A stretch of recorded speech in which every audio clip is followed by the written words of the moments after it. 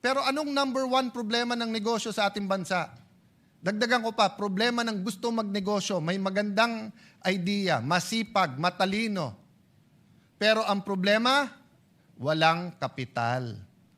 Pag tinanong ng gobyerno, ang gobyerno, saan kami kukuha ng kapital? Sasabihin, bangko. Hindi ka naman basta pautangin ng bangko eh. Land bank nga eh. Nasa batas na nga na magpautang sa magsasaka. They'd rather pay the fine than magpautang sa mga agribiz na maliliit.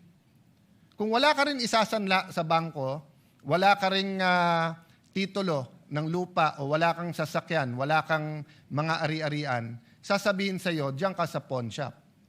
Sa pawn shop, bukod sa mataas ang interest, may isasanla ka pa rin. So, saan ang baksak ng ating mga kababayan? Sa 5-6. Don't get me wrong. 5-6 is a service. Di ba? So, for example, sa palengke, wala ka ng kapital, may piyesta o kaya Pasko, maraming namamalengke. Kung kikita ka naman ng more than 20% in 1 month, let's say 25-30% tubo mo o kaya 10% per week, so 40% a month, kapit ka na sa patalim sa 5-6. Kasi yung 5,000 mo, babayaran mo ng 200 a day, 6,000, may get 20%. Pero napakataas pa rin nun. Ang yumayaman sa Pilipinas, yung nagpapautang ng 5-6, hindi po yung umuutang.